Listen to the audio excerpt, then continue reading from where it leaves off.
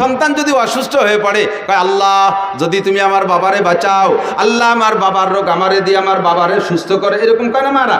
নিজের রোগ, বাবার সন্তানের রোগ আমারে দিয়ে আমার বাবারে বাঁচাও, আমার হায়াত তারে দিয়ে আমার বাবারে বাঁচাও। যদি আমার বাবা বেঁচে যায়, আমার সন্তান যদি বেঁচে যায়, তাহলে আমি জীবিত অবস্থায় 7 দিন কবরে থাকবো। তাই দেখছো কিরম ঠেক। এরকম মান্যতের মশালা আমার কাছে আসে, মিথ্যে কথা বলতেছি না। এই কত যে আসে মাঝে মাঝে উদ্ভট মানে এই মান্যতের কথা। একজনের মান্যত মানছে, হুজুর আমি নিয়ত করছি কাবা ঘরে একটা হেরিকেন দেব। কাবা ঘরে গেছি মানে হেরিকেন লাগাই কোন জায়গা? বাঙালি হেরিকেন কাবা ঘরে চলে? এ মান্যত মানছে, জানি কি এরবে? এরকম কঠিন কঠিন প্রশ্ন।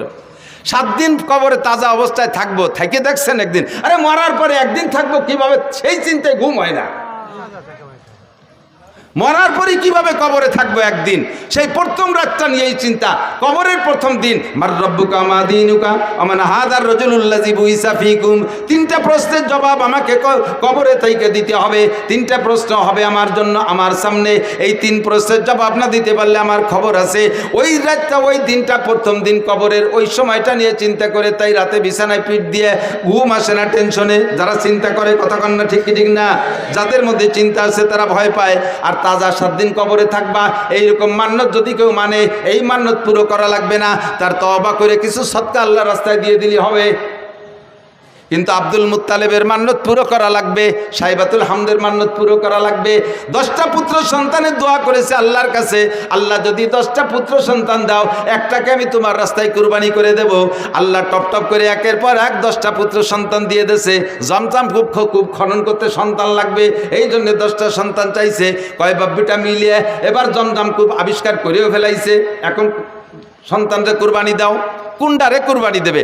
ভাগ্যক্রমে আস্তে আস্তে 10 নম্বর সন্তান আব্দুল্লাহর ভিতরে, ওই সাইবাতুল হামদের মধ্য থেকে এতদিন অন্য কোনো সন্তানের ভিতরে প্রকাশ পায় নাই, আব্দুল্লাহর ভিতরে নূরে নবুয়তি চমকাইছে।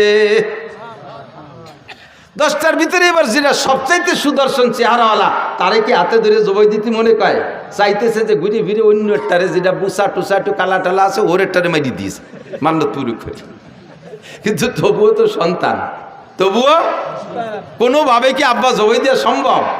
কিন্তু মান্যত করছে, আল্লাহর ওয়াদা পূরণ করতেই হবে। এখন কারে জবাই দেবে কোনো নির্ধারিত করে না যে 8 নম্বর ডানা, 6 নম্বর ডানা, 1 নম্বর ডানা, 10 নম্বর ডা। কাজেই একটারে বের করতে লটারি লাগবে। এবার একের থেকে হারেস থেকে নিয়ে লটারি করা শুরু করছে। যে কয়বার লটারি করছে 3 বার, প্রত্যেকবার আব্দুল্লাহর নাম আসে। যেটারে সবচেয়ে ভালোবাসে, যারে বাঁচায় রাখার জন্য লটারির পদ্ধতিতে গেলেন, সেইটার নামই আসে বারবার। তো যেহেতু 3-4 বার বা প্রত্যেকবার লটারিতে ওই একই নামে আসে, এখন তারে তার বাঁচানোর উপায় নেই। তো বাবা জামা কাপড় পরে রেডিও, তোমারে জবাই দিই। আল্লাহর হুকুম, আল্লাহর মান্যত পুরো করতে হবে। বাস্তব কাজেই ছেলেও কোনো দ্বিমত না করে, জি আব্বা চলেন যাই। ছেলেকে নিয়ে গোটগাট করে রওনা দিছে, কাবার পাশে নিয়ে তো জবাই করবে। তো আব্দুল্লাহর বোন, একেবারে উনার মায়ের পেটের যে বোনটা, এই বোনটা বারবার কাঁদতেছে, আব্বা তুমি দরকারে আমারে জবাই দাও, আমার ওই ভাইটারে জবাই দিও না। ও ভাইয়ের মধ্যে কিছু না কিছু আছে, ভাইয়ের ভিতরে অন্য কিছু থাকতে পারে। ভাইয়ের যে চেহারা, আব্বা হাজার হাজার মানুষ তার পাগল, তুমি আমার ভাইরে জবাই না দিয়ে আমারে জবাই দাও। বোনে কাঁদতেছে। কয় মা সেটা তো আসলো না লটারিতে, তোর নামও তো লটারিতে টানিয়ে দেখলাম, তাও তো আসে না, কি করব? তো কয় আব্বা একটা পদ্ধতি অবলম্বন করেন, যদি এসে যায় ভাগ্য পরিবর্তন হয়েও যেতে পারে। 10টা উটের সাথে আর আমার ভাই আব্দুল্লাহর সাথে একটা লটারি টানেন। 10টা উট আর আব্দুল্লাহ, দুইজনের মধ্যে লটারি টানেন। সেই সময় একজন মানুষকে যদি কেউকে যদি কেউ হত্যা করতো, একজন মানুষের জীবনের বিচার 10টা উট। সেই জন্য 10 উটের সাথে লটারি টানতে বলছে। তো 10 উটে লটারি টানছে, এ জায়গা 10 উটের নামে লটারি আসে নাই, আব্দুল্লাহর নামে শিখেছে। কাব্বা তালি 20টায় টানেন, 20টায় টানছে, তা আব্দুল্লাহর নাম। 30টায় টানেন, তা আব্দুল্লাহর নাম। 40টায় টানেন, তা আব্দুল্লাহর নাম। 90টায় টানেন, তাও আব্দুল্লাহর নাম। কয় যে মা আর বাঁচানো গেল না, আর কত টানবো? কয় যে আব্বা আর শেষবারের মতো 100 উটির সাথে একটা টান দিয়ে দেন। একদিকে 100 উট, আর একদিকে আব্দুল্লাহ। এই 100 উট আর আব্দুল্লাহর ভিতরে লটারি টানলে এবার 100 উটের নামে লটারি আসছে। আব্দুল্লাহ বাইসে গেছে। বলেন আল্লাহু আকবার। আল্লাহ নবী আলাইহিস সালামকে আল্লাহ তাআলা দুনিয়া আনতেছেন। সবাই টাকা দেওয়া যাবে না, আর দোয়াই দেখছো, গাই দোয়াইছো কোনোদিন? না ফানাইয়ে দোয়ানো যায়? দই টান দিলি বান ছিঁড়ে যায়, দুধ বেরিয়ে।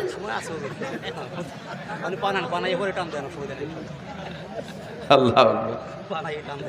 একটু মিলাদ পড়ি নিয়ে মানুষ কয় যে কওমি হুজুরা মিলাদ পড়ে না, তাই মিলাদ পড়া শুরু হচ্ছে, তার মধ্যে এসে বাবা ঠেলি দিয়েছে না বাবা। আর অল্প একটু পড়িয়ে তারপরে জায়গায় চলে যাবেন ইনশাআল্লাহ। আমি যত ভালো আজ করি আপনারা খুশি হবেন বা আপনাদের প্রয়োজন মেটবে, কিন্তু গাইরেস্তের যে চাহিদা আছে তা পূরণ না করলে আমারে খাতি দেবে না। আল্লাহ কষ্ট নিয়েন না। তো আব্দুল্লাহর জন্ম, আল্লাহ আব্দুল্লাহ বেঁচে গেলেন 100 উটের বিনিময়। সেই থেকে বিচার হলো দিয়াত কয় রে, দিয়াত কয় হদ দিয়াত।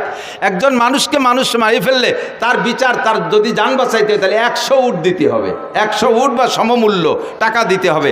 তাহলে একজন মানুষের হত্যার বিচার এই উটের সম্পদে অর্থের মাধ্যমে মীমাংসা হয়ে যাবে। সেই থেকে 100 উট জারি হয়ে গেছে। কোরআনের বিচারে এখনও তাই, সে বিচার হুজুরও জারি রাখছে যে একজন মানুষের হত্যার বিচার হবে 100 উট।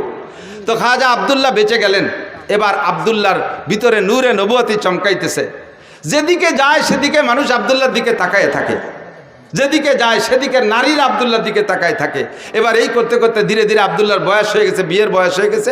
আব্দুল্লাহকে বিয়ে দেওয়ার জন্য আব্দুল্লাহর বাপ আরও সবাই মিলে চেষ্টা করতেছে, মাইয়ে খুঁজতেছে। খুঁজতে খুঁজতে আব্দে মুনাফের একটা মেয়েটা বড় রূপসী, মেয়েটির নাম আমেনা, মেয়েটির নাম আমেনা। এই রায়বারের মাধ্যমে ঘটকালি করে সেই বাড়ি বিবাহের উদ্দেশ্যে আব্দুল্লাহকে নিয়ে চলতেছে।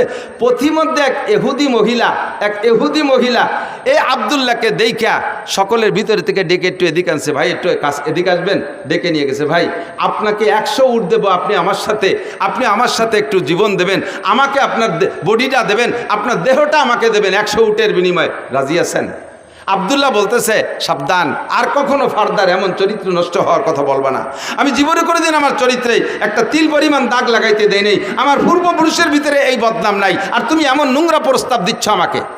ধমক দেশে মহিলা ভয়তে কথা বলে নাই, কিন্তু মহিলার উদ্দেশ্য খারাপ ছিল না, তার উদ্দেশ্য অন্যভাবে ছিল ভালো। এবার আব্দুল্লাহ চলে গেছেন বিবাহের অনুষ্ঠানে, শ্বশুর বাড়ি চলে গেছে, বিয়ে হয়ে গেছে। আমেনাকে নিয়ে 3টি রাত সেখানে রাত যাপন করে তারপরে যখন ফিরে আসতেছে, ওই ইহুদি মহিলার বাড়ির কাছে আসলে এবার ইহুদি মহিলা আবারও আব্দুল্লাহকে ডেকে বলছে, ও ভাই এদিকে আসো, তুমি কোথায় গেছিলে? অমুক জায়গায় গেছিলাম। কি কারণে? বিয়ে করতে গেছিলাম।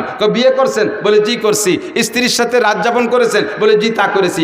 সব আপনার চেহারায় ফুটে উঠতেছে, যেই নূর নিয়ে আপনি এখান দিয়ে গিয়েছিলেন সেই নূর আর এখন এদিকে আসে নাই, আপনার সেই চেহারা নাই, আপনার সেই নূরানি চেহারা কোনো না কোনো নারীর গর্ভের ভিতরে রয়ে গেছে।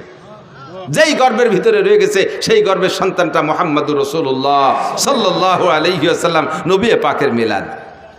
এরপরে মহিলা বলতেছে, আল্লাহে আমি আপনার সাথে চরিত্র নষ্ট করার কোনো প্রস্তাব দিয়েছিলাম না, আমি 100 উটের জন্য দিতে চেয়েছিলাম।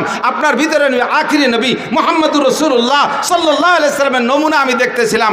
আমার মনে আশা ছিল যে সেই নূরটা আমার গর্বে আসতো, আপনি যদি আমার সাথে বিবাহে রাজি হতেন তাহলে আমার দেনমোহরের দাবি ছেড়ে দিয়ে আপনাকে আমি 100 উট দিতাম, ওই নূরটা আমার পেটে নেওয়ার জন্য। যেহেতু এখন অন্য জায়গায় চলে গেছে, এখন আপনাকে আমি একটি পয়সার বিনিময়েও আপনাকে আমি বিয়ে করতে রাজি না। আব্দুল্লাহ থেকে চলে গেছে আমিনার গর্ভে। সময় পুড়ে গেল, নবী আলাইহিস সালাতু ওয়াস সালামের জন্ম হবে। এই জন্মের কিছুদিন আগে হুজুরের আব্বাজি ব্যবসায় যে সেখানে ইন্তেকাল করেছেন। হুজুরের আব্বা আর আসেন নাই, মদিনার পথে ইন্তেকাল করেছেন। এরপরে নবী আলাইহিস সালামের জন্ম হলো। নবী আলাইহিস সালামের জন্ম যখন হয়, কেসরার সিংহাসনে পাথর লাগানো ছিল, যেই পাথরকে তারা পুজো করত, যেই পাথরকে শ্রদ্ধা করত, পাথর থেকে লাইট চমকাইতো। নবী আলাইহিস সালাতু ওয়াস সালামের জন্মের সাথে সাথে আরশে আজিমের মালিকের কুদরতি সিস্টেমে ওখান থেকে 14 খান পাথর খসে পড়ে গেছে। শিখা চিরন্তন নামে একটা আগুন জ্বালাইতে 1000 বছর পর্যন্ত, নবী আলাইহিস সালামের জন্মের সাথে সাথে এই 1000 বছরের যে শিখা চিরন্তন যাকে অমুসলমানরা পূজা করত, ধম করে সঙ্গে সঙ্গে নিভে গেছে। আল্লাহু আকবার। আমার নবীর জন্ম হলো দুনিয়ায়, আসমান জমিন সব সুরভিত হলো, ফেরেশতারা নারায় তাকবীর দিচ্ছে, জিন্দা যারা টের পাইছে তারা সন্তুষ্ট খুশি হচ্ছে। এভাবে বিভিন্নভাবে নবী আলাইহিস সালাতু ওয়াস সালামের যে ভবিষ্যৎ উজ্জ্বল হবে এটা অনেকেই টের পাচ্ছে, বিশেষ করে ইহুদি আর নাসারারা। লম্বা কিসসা সবটুকু বলা যাবে না। নবীর জন্ম হয়ে গেল। নবী আলাইহিস সালাম মায়ের গর্ভে যতদিন ছিলেন, আরে ভাই খেয়াল করেন, মায়ের গর্ভে থাকলে বাচ্চা মাতৃ গর্ভে থাকা অবস্থায় মায়ের একটু বিরক্ত লাগে না? নবী আলাইহিস সালামের মা কখনো বিরক্ত বোধ করেন নাই। এবং জন্মের সময় সব নারীদের রক্তক্ষরণ হয়। আমার নবীর জন্মের পরে নবীর মায়ের পেট থেকে কোনো রক্তক্ষরণ হয় না, কোনো নিফাসের রক্ত হয় নাই। বাচ্চাকে মায়ের পেট থেকে নাড়ি কেটে পৃথক করা লাগে। নবী আলাইহিস সালাম নাড়ি কাটা অবস্থায় জন্ম নিয়েছেন। বাচ্চারা একটু বড় হওয়ার পরে 6-7 বছরের ভিতরে খাতনা করাইতে হয়। কয় বছরের ভিতরে? 6 থেকে 7 বছরের মধ্যে খাতনা। আসলে বয়স কোনো লিমিটেড না, নিয়ম হলো পুত্র সন্তানদেরকে আমাদের মুসলমানদের সুন্নত হলো খাতনা করানো, ইব্রাহিম আলাইহিস সালামের সুন্নত। তা খাতনা করাইতে কোন বয়সে? মানুষের সামনে বাচ্চাটার প্যান্ট খুলতে গেলে, পরনের কাপড় খুলতে গেলে যখন লজ্জাবোধ করে, তার সেই লজ্জার টাইমের ভিতরে তারে খাতনা করাই দিতে হয়।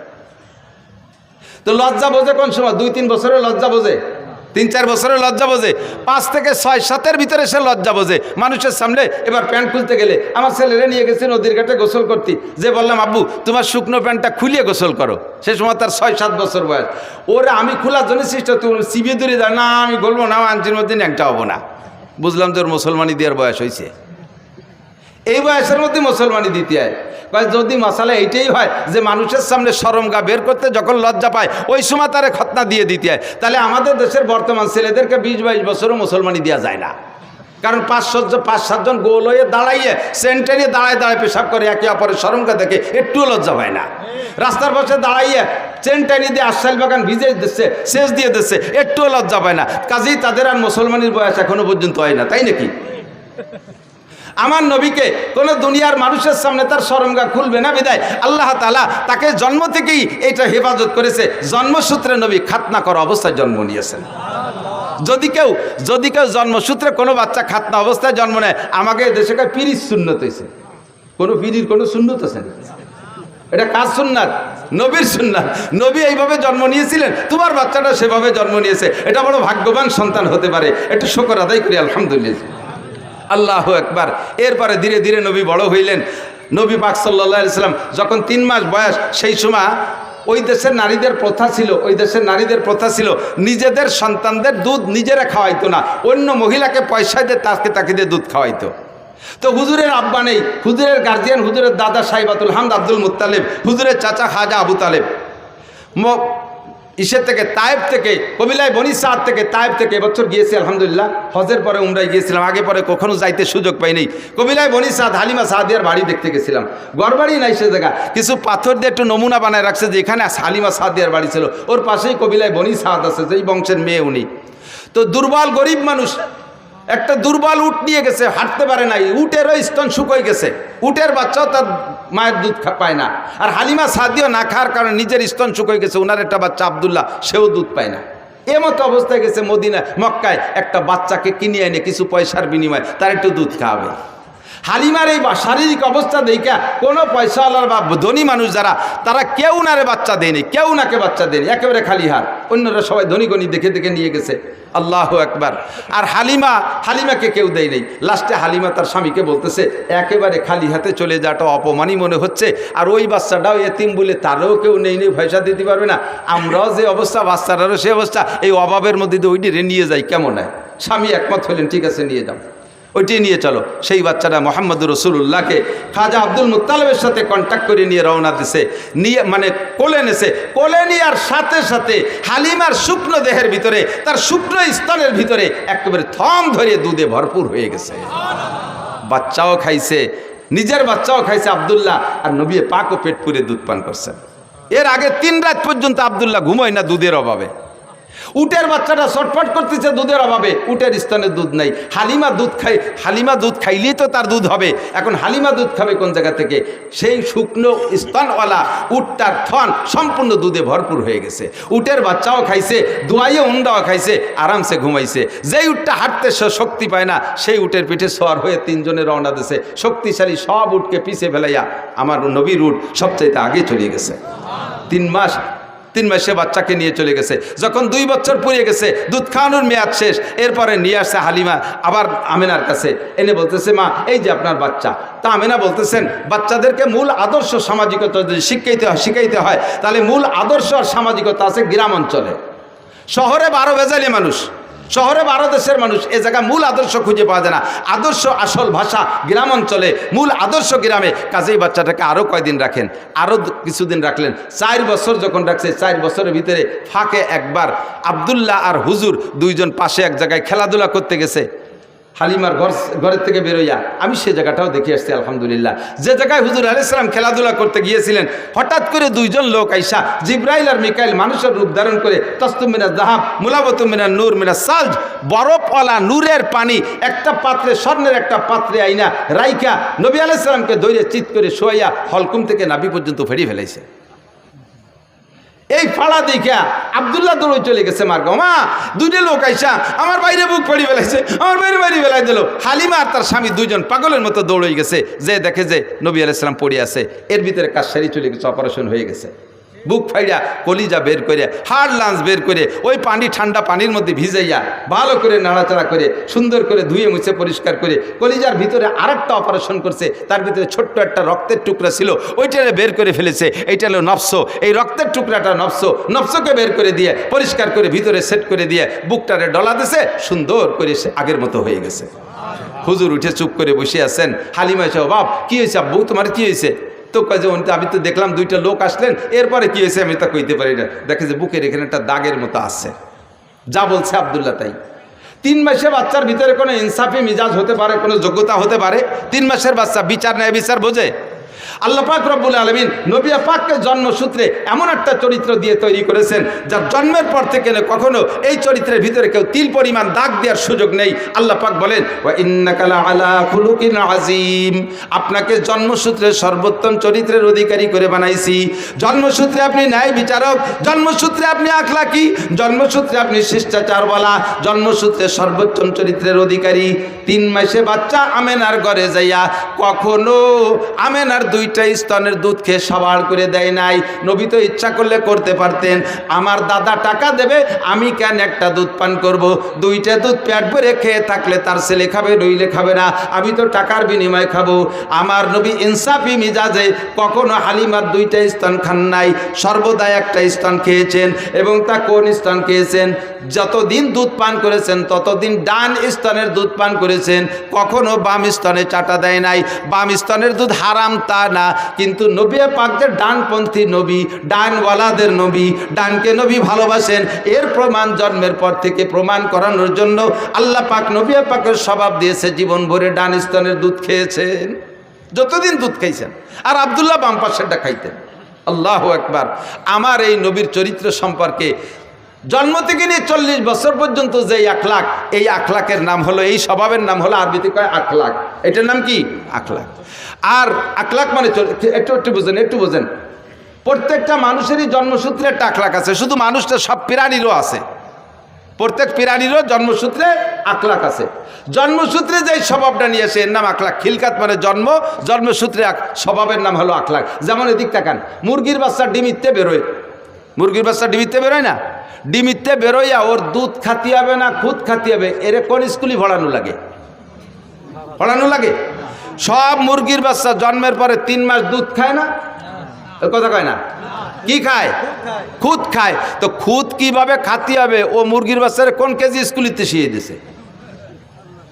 মুরগির বাচ্চার যে খুদ খাইতে হবে এটা তারা কে শিখায়?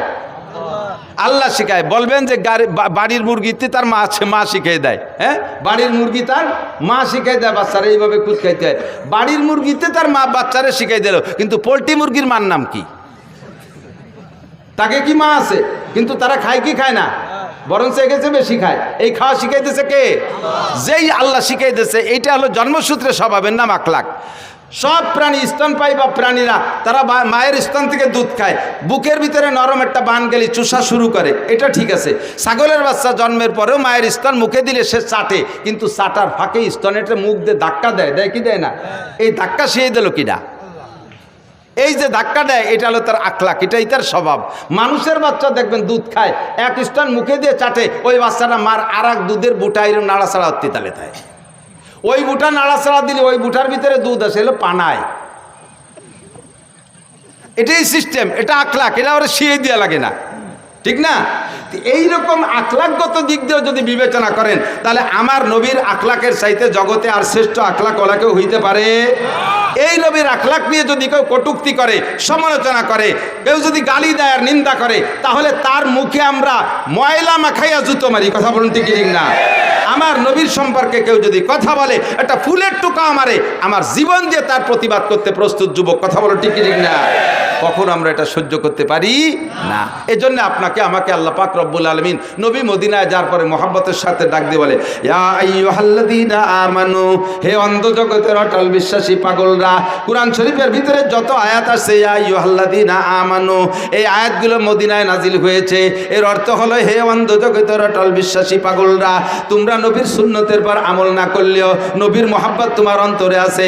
তুমি অন্ধ জগতের অটল বিশ্বাসী পাগল। কোন যুবক যদি মুসলমানের সন্তান যদি নামাজ নাও পড়ে, এমনকি কোনো যুবক যদি মুসলমানের সন্তান নামাজ নাও পড়ে, রোজা নাও রাখে, টুপি জীবনে পরে নাই, দাড়ি জীবনে রাখে নাই, কোনোদিন সুন্নতে পোশাক পরে নাই, সে কোনোদিন ঢিলাকুলুক ব্যবহার করে নাই, একবারও জীবনে মেশাক মুখে দেয় নাই, কোনোদিন দস্তারখান বিছিয়ে খানা খায় নাই, সুন্নত নামাজ তো দূরের কথা ফরজ নামাজও পড়ে না, রমজান মাসে রোজা রাখে না, মুসলমানের সন্তান নাম তার জামাল উদ্দিন, বাপের নাম কামাল উদ্দিন, এই মুসলমানের সন্তানের সামনে যদি আল্লাহর নবীরে কেউ গালি দেয়, মুসলমান যুবক বলো, তাহলে তোমার জীবনের শেষ বিন্দু রক্ত দিয়ে প্রতিশোধ নিবা কি নিবা না? নবীকে দেখি নাই, মোহাব্বত আমার অন্তরে আছে, যদিও নফসের ধোঁকায় পড়ে শয়তানের প্রেমে পড়ে আমি সুন্নতের আমল করতে পারি না। তবে মুসলমান যুবক ভালো করে মনে রাখো, দুনিয়ায় তুমি কার কাছ থেকে আদর্শ শিখবা? এমন একটা মানুষ আল্লাহ দুনিয়ায় পাঠায় নাই যে একটা মানুষের গোটা জীবনের ভিতরে 800 কোটি 1000 কোটি মানুষের সমস্ত মানুষের চলার সংবিধান একজন মানুষ থেকে সম্পূর্ণ আসছে, এমন একজন মানুষ পাবেন না। রবি ঠাকুর বড় পণ্ডিত ছিল, অনেক পাণ্ডিত্যপূর্ণ কথা বলছে, তবে তার একার পাণ্ডিত্য দিয়ে কোনো দেশের সংবিধান তৈরি হতে পারে না। কাজী নজরুল পণ্ডিত মানুষ ছিল, তার পাণ্ডিত্য দিয়ে গোটা বিশ্ব চলতে পারে না।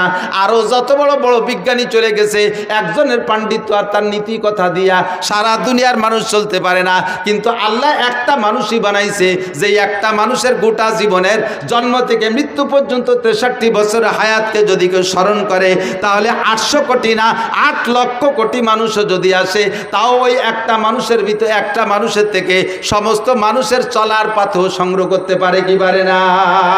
সারা দুনিয়ার সমস্ত মানুষের আদর্শ একটা মানুষের ভিতরে। আমার নবীর আদর্শ লক্ষ্য করেন, এদিক তাকান। নবী পাক মানুষকে সালাম দিয়ে সাক্ষাৎ করতেন। কতক্ষণ কি দিয়ে? আর এই ইদানিংকালে এই কবেতে শুরু হয়েছে আমি তা কইতে পারি না। জেনারেল সংবর্ধনা, জেনারেল মানে ডিপার্টমেন্টে যারা আছে, সুন্নত বাদ দিয়ে যারা অন্য জাতি আছে, তারা সম্মান প্রদর্শন বা সাক্ষাতের সূচনাটা কি দিয়ে করে? 1 চড় 1 লাথি। সেনাবাহিনীতে দেখেন নাই, হলিন্দে দাঁড়াইছে, অফিসার যখন আসে তখন কি করে? চড় দেখাই দিছে, দিতে পারলাম না, দেখে রেখেন। এরপরে গুম করে একটা লাথি মারে, কই লাথিটাও দিতে চাইছিলাম তা পারলাম না, এই জন্য মাটিতে দিলাম। 1 চড় 1 লাথিতে সম্মান প্রদর্শন, সাক্ষাৎ, এটা কোন আদর্শ হতে পারে? আমার নবীর আদর্শ আফসুস সালাম, সাক্ষাৎ হবে কি দিয়া? জোরে বলেন কি দিয়া? আরে কন্যা কি দিয়া? সালাম হবে, ক্লিয়ার সালাম। বলেন আসসালামু আলাইকুম ওয়া রাহমাতুল্লাহি ওয়া বারাকাতুহু। আমার নবী সালাম দিয়ে, কি সুন্দর কথা না? আপনিও উত্তর দিচ্ছেন ওয়ালাইকুম আসসালাম ওয়া রাহমাতুল্লাহি ওয়া বারাকাতুহু, সেম একই কথা, একটু উল্টোভাবে বলছেন, তর্জমা একই। আপনার উপরে আল্লাহর পক্ষ থেকে শান্তি, রহমত আর বরকত নাজিল হোক। বলেন না সুবহানাল্লাহ?